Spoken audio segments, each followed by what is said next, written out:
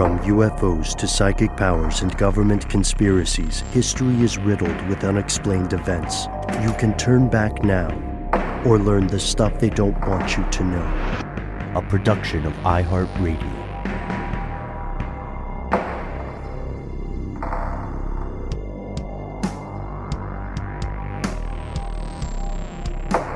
Hello, welcome back to the show. My name is Matt. My name is Noel. They call me Ben. We're joined as always with our super producer, Alexis, codename Doc Holliday Jackson. Most importantly, you are here, and that makes this the stuff they don't want you to know. If you are hearing this the day it comes out, then congratulations.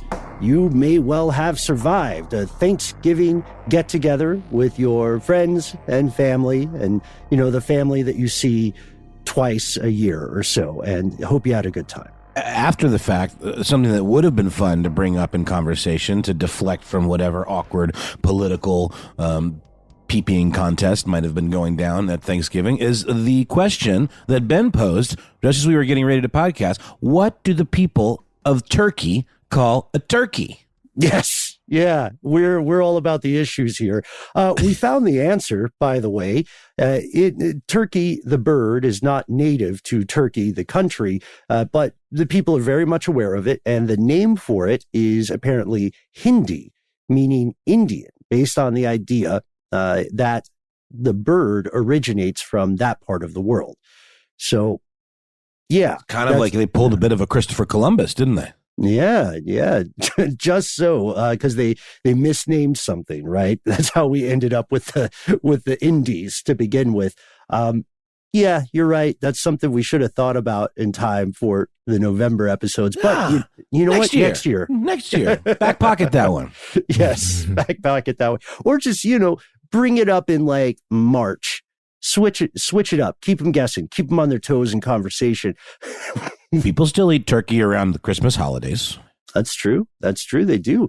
And today we are dedicating time to some amazing conversations from our fellow conspiracy realists, many of which relate to some earlier episodes or earlier explorations we did in Strange News or listener mail.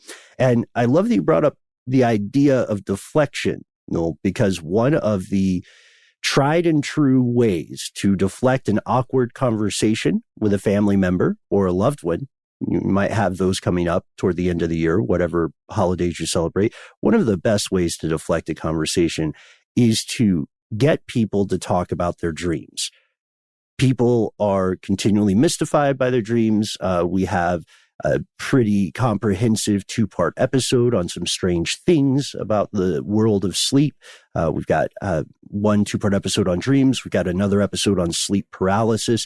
And people, our fellow conspiracy realists, often reach out to us hoping that together, not just with Matt, Noel, and myself, but together with you listening right now, we can figure out some possible interpretations, or we can figure out maybe some possible scientific explanations for what's going on when you're asleep. Because get this, folks, science still isn't 100% sure.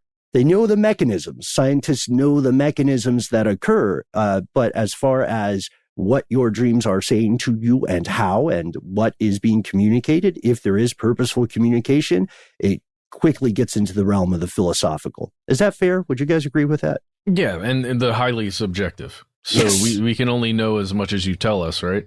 And then we just make assumptions based on that. But what if your dreams are trying to tell you something? Huh? Segue? We had a listener by the name of Lauren write into us asking that very question. Or proposing that she maybe has a sense of the answer. Hi, guys. I was listening to your listener mail segment where you talked about recurring dreams, and I found Ben's theory of how your subconscious mind can be trying to remind you or make you aware of something in your waking life. That then had me thinking of an interesting concept of whether dreams can be predictive, in a sense, whether it's possible to dream something and have it come true in your real or waking life. Ever since I could remember, I've had very vivid dreams. I'm a clinically diagnosed insomniac. It's very hard for me to sleep at night, but when I do, I'm an active lucid dreamer. We've been deep into the dream content lately, so much so that oftentimes I'm not aware I'm in that state at all until something unpleasant happens in my dream and I suddenly change it. Side note, that would also be an interesting topic to dive into, how one can change or control what happens in their dreams and how it happens in the first place, because it's a skill I had before I even knew what it was. And we very much did cover that in a recent listener mail or Strange News episode. I can't remember, but it was just like a week or so ago. Anyways, I often have very vivid dreams and real dreams. Many times something happens in my dreams that comes true in my waking life later. Whether it's an event, someone dying, or something as simple as someone saying something or doing something they did in my dream. Sometimes these dreams will come true days later or even years later, but they come true. For example, I had a dream that one of my uncles died from a heart attack. I dreamt going to the funeral with my parents and remember seeing and feeling how distraught everyone was. I even remember the clothing our family wore to his service. This dream happened several years ago, and I had put it out of my mind, hoping it wouldn't be a dream that would come true, just a nightmare. Well, last year, that same uncle passed away from a heart attack. And get this, when we went to his funeral service and met up with family, they were all wearing the exact same outfits they were in my dream and were acting the same exact way they were in my dreams, even down to their movements. There's another incident of a dream coming true for me where I dreamt of walking along Descanso Gardens here in LA with my siblings. While we were walking, my sister had come across a rabbit that crossed our path and ducked under some bushes. My sister pointed it out to me and crouched down to take a picture. Just then her phone fell in the dirt and she cursed before picking it up. I had dreamt this days before. They suggested we go, and the same exact sequence of events with the rabbit came true. She was even wearing the outfit she was in my dream. I've had many dreams like this before, and every time they've come true. So I guess my question to you guys would be if there's a theory out there, or if you'd be willing to do a more in-depth episode about dreams and whether something like this is possible. We know of the theory that your dreams can be trying to remind you of something in your waking life, but can they also be telling you something that's going to happen in the future? Mm-hmm. Well, Lauren, you're in luck. We actually have a 2-part series on this that we did a couple of years ago, if I'm not mistaken. It is called Have Dreams Really Predicted the Future? Parts 1 and 2, respectively. And we've got some interesting examples from history. One involving Abraham Lincoln, and one, I think, involving Mark Twain, Ben. Abraham Lincoln supposedly had a dream. It was reported by his bodyguard, a guy named Ward Hill Lamon, and it is in his biography, the story that was told by this bodyguard. The idea that Lincoln had premonitions of his own death, according to the story, just a couple of days before he was assassinated on April 14th of 1865. Lincoln told the tale of this dream that he had where a small group, including his wife, Mary Todd Lincoln, and Lamon himself, he walked into the east room of the White House to find a covered corpse guarded by soldiers and surrounded by a small group of mourners. When Lincoln asked in the dream one of the soldiers who had died, the soldier replied, "The president. He was killed by an assassin." And also, Lincoln had a very interesting relationship with this bodyguard. He supposedly insisted to Lamon that the body on display was not his own, so he himself did not view the dream as a premonition of his own end. But there's lots of kind of speculation that this may or may not have actually taken place, casting doubts on Lamon's story. Mm-hmm. Well, this also wouldn't have been something widely reported because, or at least not in Lincoln's short lifetime, because if it were, it would present a perfect opportunity to question the guy's mental well-being at the time in society. And the Mark Twain story, we mentioned that in the 2-part episode, which I think you'll really enjoy, Lauren. We mentioned this dream anecdote specifically because I sat through the entire multi-volume autobiography of Mark Twain, which was dictated by him on his deathbed. I understood the importance of editors, even for someone as good as Samuel Clemens. Like you gotta summarize at some point, but in that story, in that autobiography, he talks about how he dreamt of his brother Henry's funeral before it occurred. And it leads us to a really interesting discussion about something called retrocausality.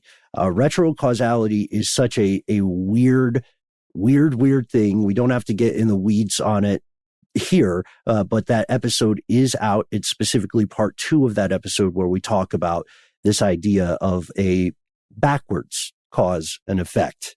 No spoilers. That's all we're going to say about that. But a lot of people listening to the show today have had an experience like yours. My family as well. It's quite common on the, oddly enough, on the Bolin or Melungeon side of my family. One brief anecdote, I'm sure many people have these in their families, but one brief anecdote, an uncle of mine, who is a brilliant, somewhat sketchy dude, when he was the age of 6, he was going to go on a camping trip with a kid his age, a friend of his, and that kid's father. The night before, he had a dream, a vision that greatly disturbed him, in which the boat was struck by lightning and everybody on the boat died. So he refused to go. He got in trouble for being rude. And that Saturday, I believe it was a Saturday, lightning struck the boat. There was not a storm, apparently. Lightning struck the boat, and the man and his son died. And this is one of those things that makes you really question how far the concept of coincidence can go, because those are very specific circumstances. And you might have encountered the same thing when you realize, whoa, this is a scene from my dream. Everybody's wearing the same thing. It gets really creepy when you see multiple real life commonalities with what you've dreamed about. Like you might dream about a tiger and then you can go to a zoo and see a tiger, but that's not amazing, right? That's just, tigers are amazing, but a zoo is the place you'd be most likely to see them. You know what I mean? Right. What is that called? Like Bader-Meinhof or something like that? Or the idea that like when something's on your mind, you start to notice it everywhere? Yeah. But in the case of a rabbit running across your path at the zoo, that's not different. Normal. Yeah. Right? Well, This wasn't at a zoo, though. This was just walking around in some gardens. It was just like, it was a wild rabbit. And it was her idea to go out there, and she had the dream before. And I think it's cool. I think it's endlessly fascinating. It's super cool. And obviously, I think a lot of people are just starting to get into Dune, because of this Denis Villeneuve film, which I thought was quite good. But dream premonitions play a huge part in that film. The character of Paul Atreides constantly dreaming of the character that he will ultimately meet in, the deserts of Dune, Arrakis, played by Zazie Beetz, which is the best name in entertainment. And then, that becomes a really, really important part of the story. And then like this idea of precognition is a huge part of like that kind of with the weirding way and all of that stuff. And like, it kind of ties in with the voice and all of that. Oh, man. I don't want to spoil these episodes for you, Lauren, but I get so excited every time that we have the opportunity to chat a little bit more about this in the waking world, because I didn't understand for a long time that the way I dream is not normal, but there's something interesting. We get into the concept of time travel. We have to spoil this one thing. The rules of reality in the universe as we encounter them now, as we recognize them collectively, they're kind of, they're pretty solid for what we would say the middle of the size and time spectrum. But when you get to the really, really big stuff and to the very, very, very, very small things, those rules are not as iron bound nor as constant as they appear from our current very limited perspective. It seems that at the quantum level, time may flow in more than one direction simultaneously. And we get really into like brain science because your brain is made up, of course, of very, very tiny things. What are your thoughts made of? How do they move? Man, okay, this is weird. Like, full disclosure, we're recording this on a Tuesday, and this feels like a Friday conversation, doesn't it? It sounds like a high day conversation. You know what I'm saying? No, I'm just playing. No, we have been talking about this a lot, and I think it's something on many of our minds weird dreams and possibly predicting the future or really truly reliving a past event through our minds in that little time machine that is closed off, to everything else. And yet we still have senses in there, or we experience senses when we're in there. I mean, it's the flat circle thing. It's the, how is it possible that something like that could occur? Is time really what we think it is? Boy, Ben. Yeah. Time after time. Yeah. Yeah, man. It's strange because what we have to realize is that, of course, there is something that will be endlessly fascinating about the world, the separate world that so many people enter when they fall asleep. But there's also a bit of arrogance, however well-intentioned, in thinking that we collectively as a civilization have everything about this figured out. That is very much not the case. There is a ton of great research going into dreams. Dreams are one of the oldest forms of study of the mind in human history, right? Empires rose and fell based on dreams. Wars were waged or ended based on dreams. And even today, I think we brought this up more recently than the dream episode, but world leaders will still do stuff based on a dream they had. It is not near as uncommon as you might think. And I know it's 2021.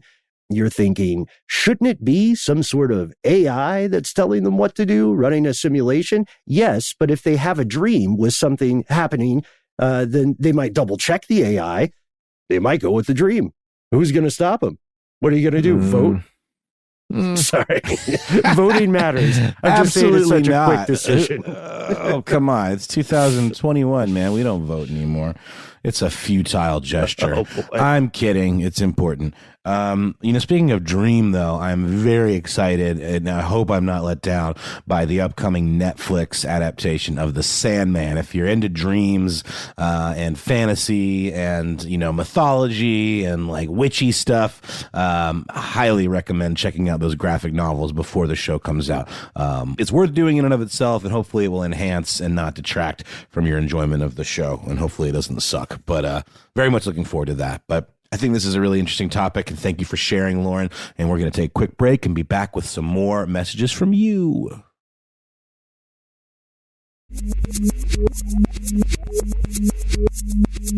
All right, and we're back. Now, we did a 2-part series on tradecraft, ye old craft, the craft that is not cheese.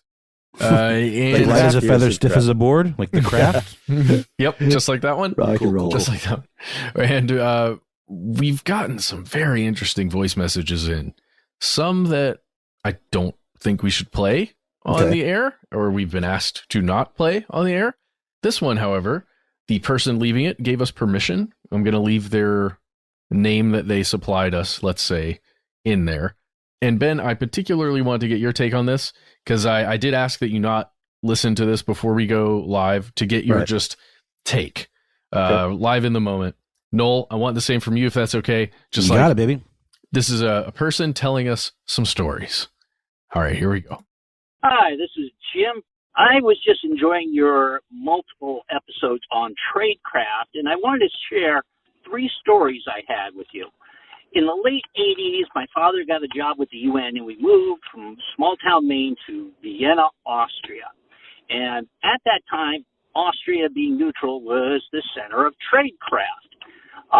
While I was there in high school, we had several things go on. One of them was there was once a presentation to the students by a Marine guard named Lone Tree, who was talking about the pride he had of being a Marine and being a Navajo, tied with the whole code talkers from World War II. A few months later, he was arrested for treason because when he was a embassy member in Vienna and in Moscow, he got caught in a honeypot sting and was giving secrets to his Russian girlfriend. The next thing that was interesting is I had a friend, and his dad was posted as the U.S. military defense attaché in Vienna. And with the job came a nice kind of big house, probably had secure rooms or whatever, communications. But the thing we enjoyed, me and my friend, is it had a nice flat roof. And in the winter, we would go up on the roof because there was an exit, probably for helicopters, who knows, and throw snowballs at the white panel truck that was always parked just out front of their house until the Russian listening team would come out and swear at us in Russian, and we would laugh and go back inside. That was always fun. The last thing I wanted to share is there's a bar in Vienna, and I can't remember the name, but when you go in, if they know you, or once you order your drink and they can identify your nationality, they play a bit of your national anthem, so all the other members in the trade in the bar can identify who you're playing for. So it was quite interesting because, you know, people would go in and they would immediately identify them that they worked for the CIA in the U.S. and the national anthem would go on, or, you know, the Russian anthem would go on when someone else orders a drink, just to make an even playing field for all the spies there. Well, thank you for the great podcast and keep up the great work. Oh, wow. What a great story. Yeah. Thanks, Jim.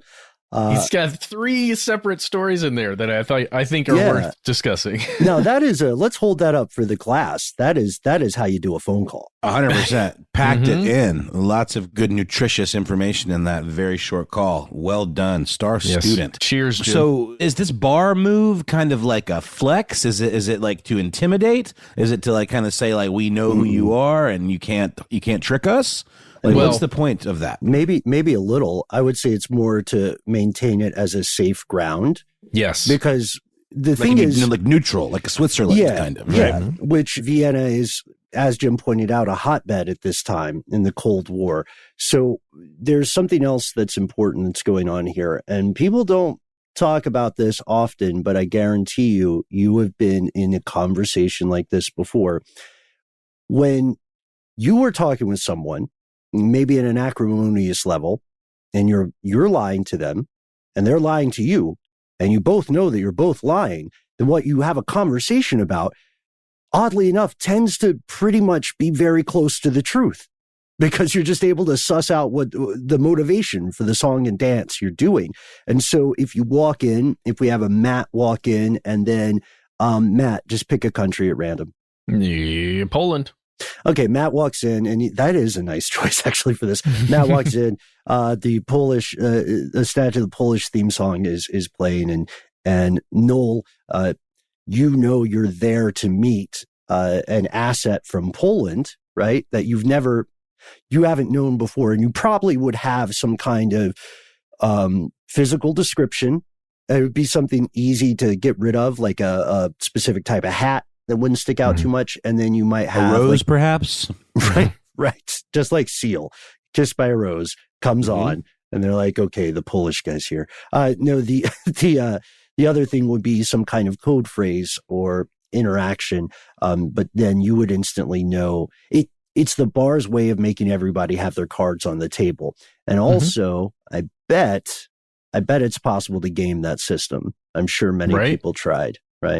Right. And okay, so there's so many things I want to talk about, but let's stick with the bar for now. Okay. I love that you're already thinking that way, Ben, because that, to me, if we're talking about someone who's perhaps a double agent or working, you know, for another one of the numerous embassies and other missions that exist from other countries within Vienna, Austria, you could go in there, order, you know, some drink, let's say, that would maybe just point you out as, oh, this guy's from Yugoslavia. But you're not actually from Yugoslavia. You're working to game somebody who is there from Yugoslavia. Right. And you wear a particular thing that looks like, I mean, dude, I love that concept. The whole point of it occurring there in Vienna, Austria is because, as you said, Ben, like Switzerland, like several other places that were kind of close in proximity to the Soviet Union at the time and some of the countries that were Soviet bloc. It was just a highly strategic place, especially for Western spies and for, you know, allied spies. Right. And everybody kind of had their people there. And it's a very interesting time, especially in the 80s, as well, honestly, as well as right now. Vienna, Austria, it is a place where spies gather, where intelligence is gained. And there's a great BBC article you can check out right now titled Vienna, Nest of Spies, Why Austria is Still Center for Espionage. It was written in 2018 by Bethany Bell. And there's way more stuff in there just like that, including an article from the Cipher Brief, which is a book review that just came out this month. And it is it's just looking at all of the different actors that were and are at play in Vienna, Austria. Yeah, there's another thing that probably a lot of people in the U.S. don't know about unless you're in the game. Austria, to this day, has some of the most relaxed espionage or spying laws of any country in the world. And it hasn't changed since the fall of the Austro-Hungarian Empire, despite 2 world wars, despite the Cold War. You want to really get into some espionage stuff. Austria and Vienna specifically, it's a good place to consider. The only problem is at times, like a pool in a savanna on the grassland during a drought, you're going to run into a lot of other animals that you would normally avoid. Boy, that sounded unnecessarily cryptic, but it's true. I mean, there are a lot of people, there are a lot of thirsty spies out there, if we want to make that analogy even more painful. The bar is the pool. Who is the lion? Who's the antelope? Okay. One thing that we haven't considered here is a bar of this type would have to have a pretty wide selection of spirits.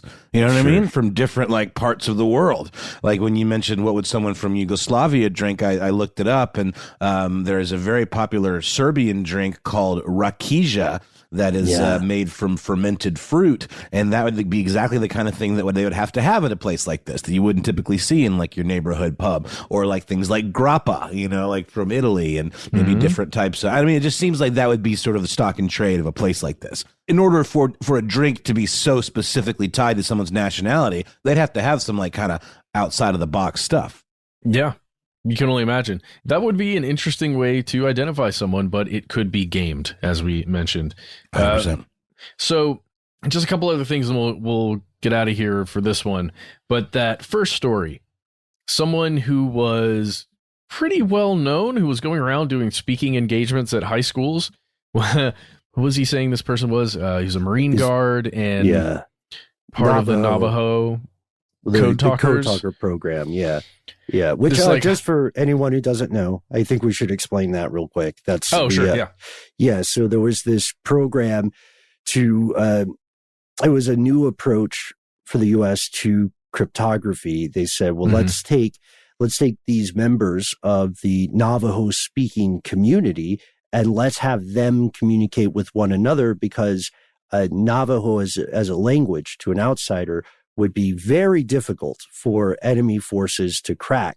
It's later been popularized in various war films, particularly in the Vietnam era. But these people did an invaluable service to their country, and they were in a very dangerous situation. They were in the code talkers were kind of put bluntly, the best way to compromise a code that effective would be to capture someone who speaks that language. So they were very much in a situation where there were serious conversations about killing them rather than allowing them to be captured, which is a dark thing to think about. Oh, also the correct name for Navajo language, I believe, is Dine, D-I-N-E. So just respect where it's due.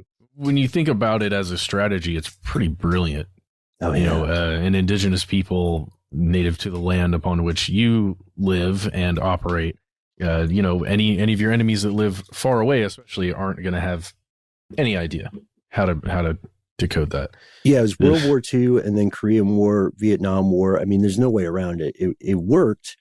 So that guy obviously would seem to be a VIP, right? A high value target. But one thing a lot of people don't talk about, and I'm sure we've got some calls into 1-833-STDWYTK about this, is that information, like actionable, useful information in the world of spying, it's what's called highly perishable. So if you knew everything that was going down in this specific country or this specific operation several decades ago, it's quickly going to become way less useful than you might think. So keep that in mind when you try to turn and become a spy yourself for a foreign power. They may not want your stuff. They may already know. Yeah, or they may want it right now, and then that's it. Yes. Depending on when you learned it and what it's in regards to. But he fell for the 210 rule, didn't he, Matt? He did. He fell for the rule. Just be careful who you sleep with and or cavort with or whatever you want to call it. Because Canoodle? Canoodle upon. Canoodle, cavort. That sounds like the most whimsical I didn't know sex you could ever. canoodle upon somebody. That sounds very lascivious. Yeah, I'm sure it is. That was the other thing. Just don't do that because you will sell your secrets because you have to. And then what was the other one? The other one's about being on a roof at the defense attache's house and throwing stuff at the panel van that has the spies in it. Yeah, until they got irritated and came out like, "You pigs!" I do have a question for that one, Matt, and this is a question for Jim as well. Given the high density of government representatives, both clandestine and official, in Vienna at this time, and given how small the world of espionage or tradecraft can feel at times, is it possible that, like, my assumption, and I want to be unfair here, but my assumption is the defense attaché and his team not only know that the Russians are spying, but they might know those Russians. You know, there might even be, it sounds weird, but this stuff can get so incredibly absurd and surreal. It wouldn't be a total surprise if one day, as a flex or just as basic human decency, the attaché or someone who works for him walks out to the van and they've got like some drinks, you know, they got like some lemonade, maybe some snacks. How are you guys doing?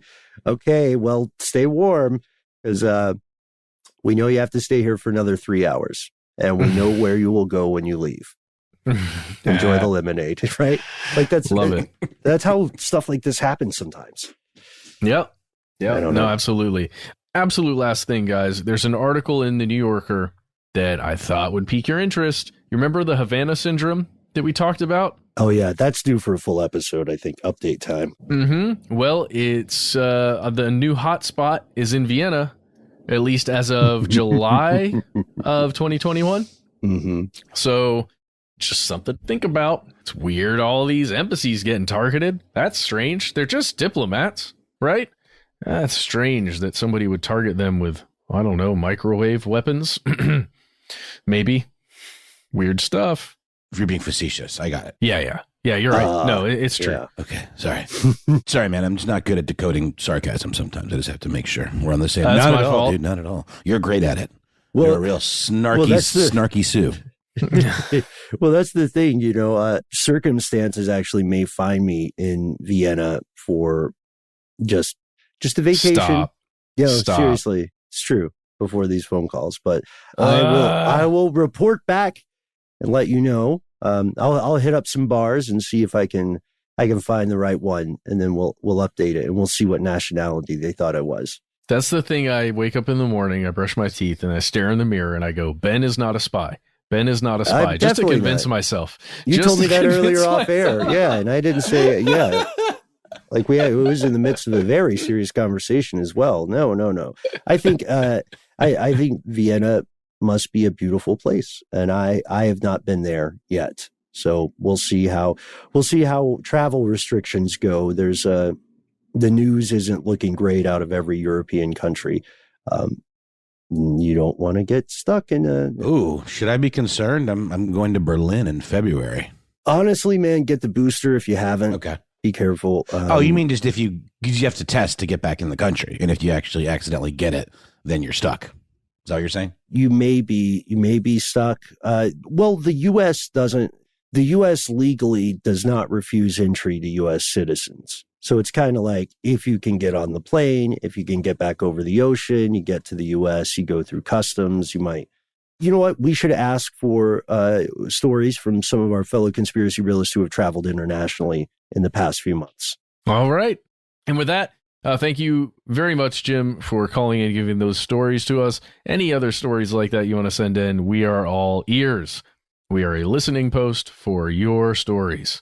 And also you listening right now. We want to hear your stuff too.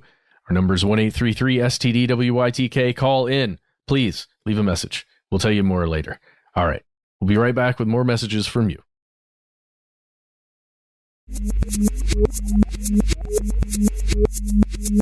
And we have returned. This is this is interesting. I'm looking forward to seeing where this conversation leads us today. So Shagwise, or Shagwizzy, a.k.a. Hansy Pecker Jr., writes in. What? I know. It's like the YouTube days.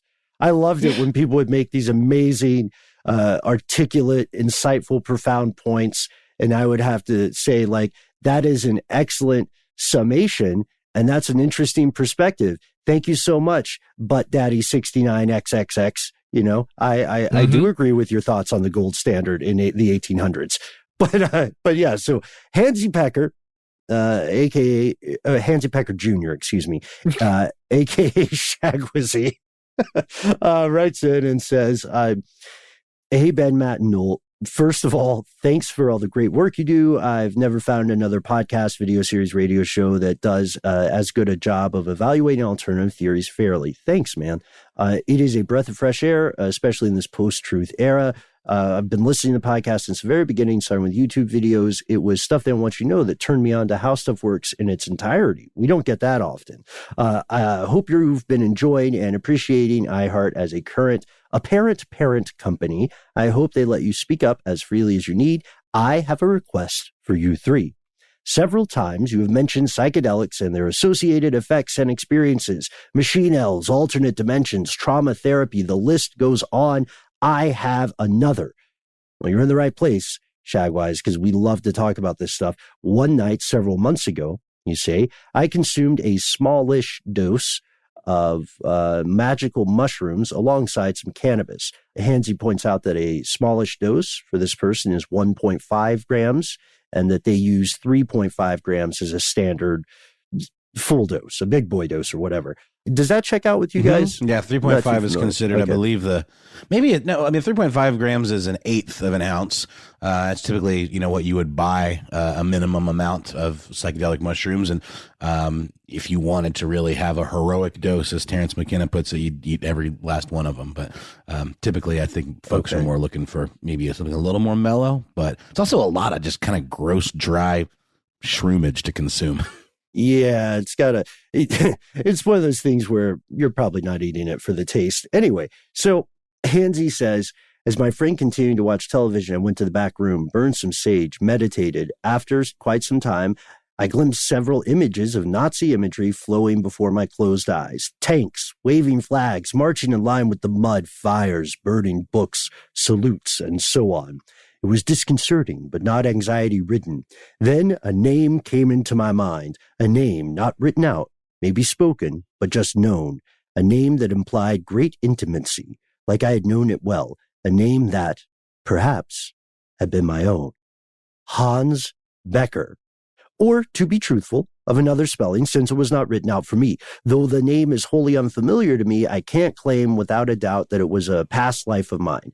I researched the name to the best of my abilities, found a handful of appropriate Wikipedia entries about various Hans Beckers that I did not know.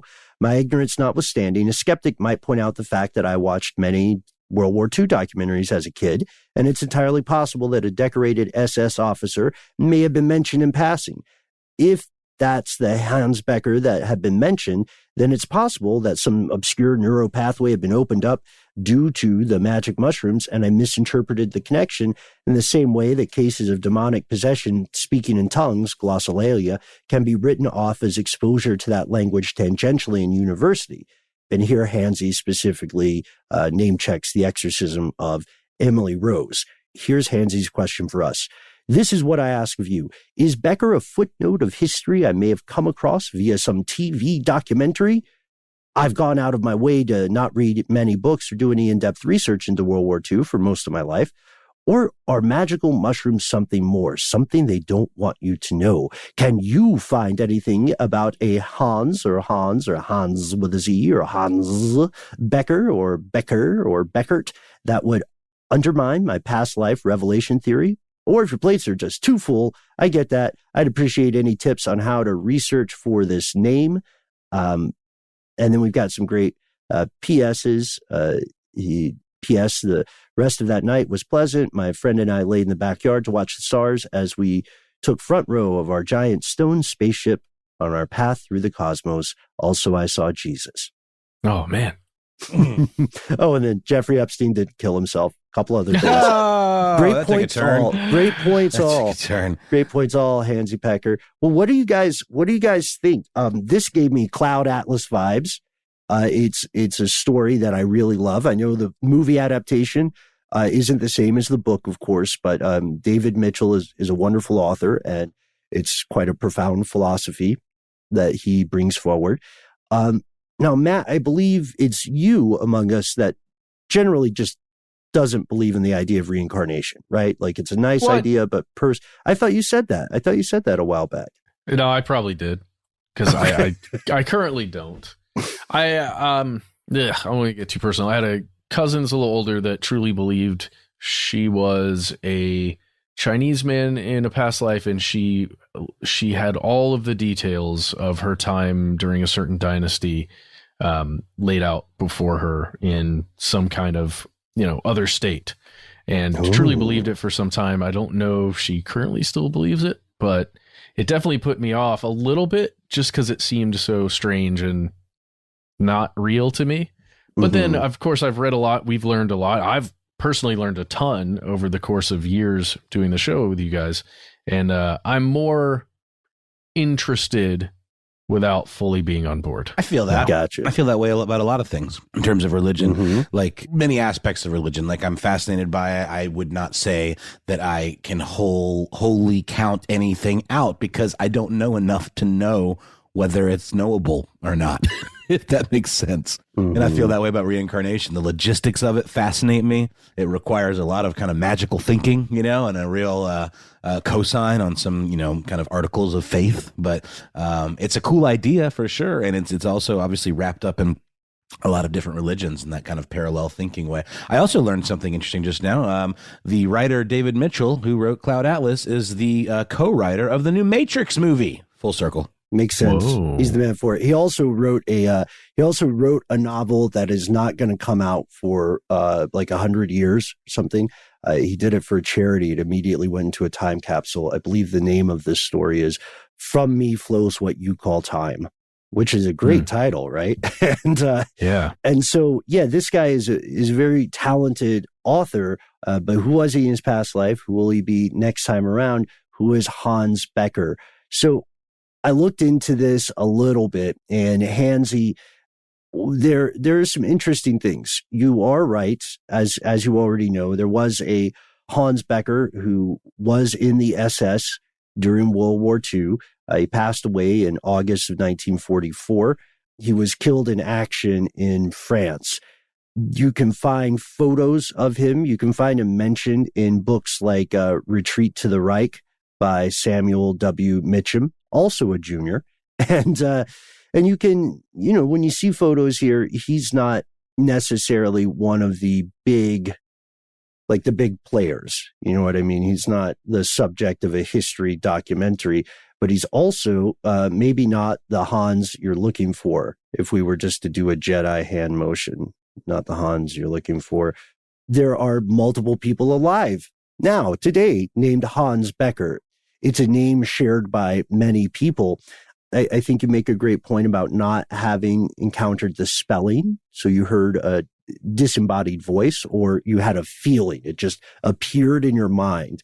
It is possible that you may be remembering something that just sort of floated up to the surface of your conscious mind without, and you don't know where it came from. But to your earlier point, Noel, it would be, I think it's both arrogant and irresponsible to assume that we do know exactly what caused it in either direction. Life after death has never been proven. Reincarnation has never been proven. And they have not been disproven either, because human civilization simply does not have the tools at this time that it would need to ask those questions and answer them in a scientifically valid way. But that's why we have the deep tradition of religious beliefs. And I think I can say it. Well, let's talk about this. We'll see if we cut it later. But Matt, no, you guys know I've interacted with a lot of off the beaten path religions, and my father actually believes he has invented his own religion. I think we talked about Gladwinism? That. Yeah. He does believe that he is. Yeah. So the idea to him, the problem he had with reincarnation originally, and I want to see what you think of this, Hansi, as well. The idea was, he said, one of the biggest problems with reincarnation is that so many people are reincarnated as famous people, right? Like, oh, my life might not be where I want it to be now, but I used to be Napoleon Bonaparte, or I was Cleopatra, or Helen of Troy, or Mansa Musa, or whomever. And he said, the problem with reincarnation is that you have thousands of people claiming they once were Napoleon. And then where are the people who are like, I lived for a while in France under Napoleon. I died when I was 19. Life sucked. All I ate was bread. Are there people? Where are those? There are people that claim they know who they were previously. That seems like poppy wash to me. There are a lot of people. Yeah, that sound. I was just telling you, my cousin literally. How can one know this? Was very specific. Isn't there a Men in Black style mind erase that happens when you bounce from one to another? Are those I don't the know rules? The rules, man. I don't know. See, what are the rules? That's what we're saying. Are the rules? I would just say, in the case of many that I've heard about, it comes from hypnotic regression therapy, right. Other types of hypnosis or therapy, which is a very problematic approach. It's the methodology of that is not sound, but that's your best next step right now, Hansi. Shagwise, hear us. If you want to learn more about this Hans Becker, then try the hypnotherapy stuff. Try something that seems legit, or you can try it at home with a friend. Just be aware it's not scientifically sound and biases can occur. But really what you're doing is you're learning more about yourself. Even if you don't find a Hans Becker that seems to you like the Hans Becker, like your Hans Becker, you will doubtlessly encounter aspects of yourself that you have not consciously encountered before. And that is a noble thing, and it can be a challenging thing. Anyway, my old man, with the way he thought about it, his approach to the concept of reincarnation was that, yes, multiple people were, in fact, Napoleon at different stages in their lives, in that guy's life, or in different universes. So he thought it was completely possible that you might be like a splintering into the multiverse, and then they're all possibility. Ooh. Like if reincarnation were constructed as a fractal. Whoa. I know that's a lot to think about. And I couldn't get out of the car. We were on a long trip. I was a child.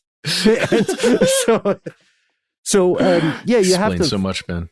You have to find your own personal beliefs, the things that fit with you. And I would love to hear more stories of reincarnation or takes on reincarnation, your thoughts on it. Is the idea of oblivion simply so challenging that people have to rationalize something else, right? Or is it, how will spirituality in the human species be affected when we are able to create the first virtual copy of a mind?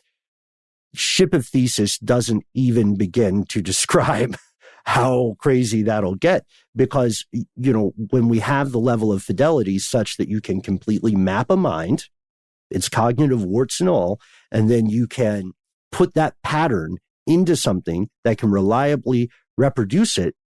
If you did that and you knew that mind that you had just copied, you knew it would respond to everything the way that the human version of it did, and it could learn, right? And it could build off its own experiences, and it knew it was trapped in a box, then is that not the same person? You know what I mean? Like if you have multiple copies of 1984, it's a different book, but is it not the same story? I don't know. This again, it's the this same whole words, same words, same order, bro. Man, well, hey, Oshag Hennessy, or what was it? What's the person? Shagwise. Handsy pee-pee? Handsy penis? No. What is that from?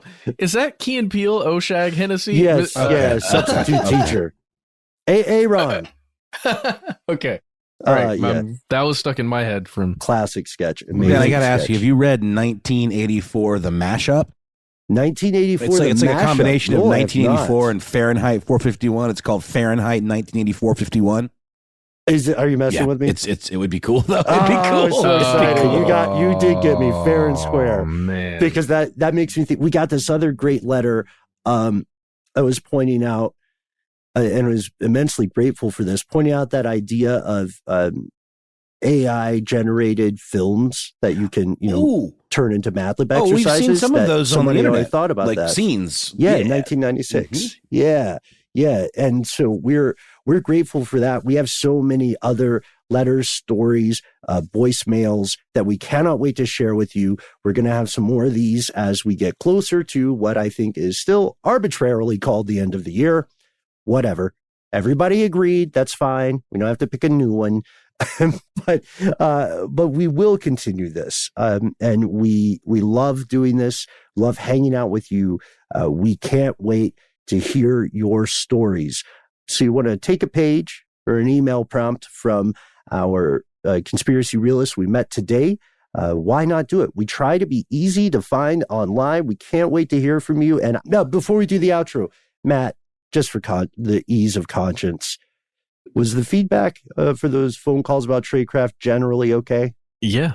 Nothing. Nothing. Everything was good. Okay. Just weird. It's a weird world.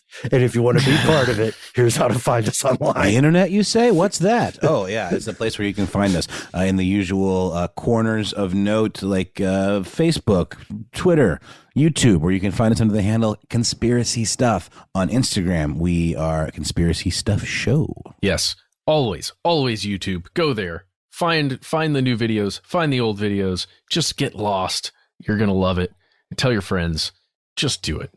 And share this show with somebody, especially when you're hanging around. I don't know. It's the holidays. Mm-hmm. Share the show with a cousin or that uncle. You know that uncle. Share with him. See what he has to say about one of your favorite episodes. How is it that everyone has that uncle? I just don't get it. There's just a lot of us. There are a lot of cool uncles out there, man. I mean, I'm one of. So yes, do help us out with that. Please make your voice heard. And if you want to do that literally, and you don't care for social media, out of all the shows in the world of podcasting, we're the ones who get that fear, get that concern, get that dislike. That's why we have a phone number that you can call 24 hours a day, 7 days a week, 1-833-STDWYTK. You'll hear a message. It tells you you're in the right place. You'll have 3 minutes. Those are your 3 minutes, and you can do with them what you will. We always love it if we hear a cool, sick nickname, like take a note from Shagwise over there. We also would love to have your permission to just let us know whether or not we can use your message on air. Give us a message, and most importantly, don't censor yourself. If you have something that could use some additional links, some photographs, if you have a longer story, don't feel like you have to tell us in 3-minute increments over 10 phone calls. Just send us an email. Write the whole thing out. We read every single letter of every single email we get, and we can't wait to hear from you. All you have to do is shoot us a line. We are conspiracy@iHeartRadio.com.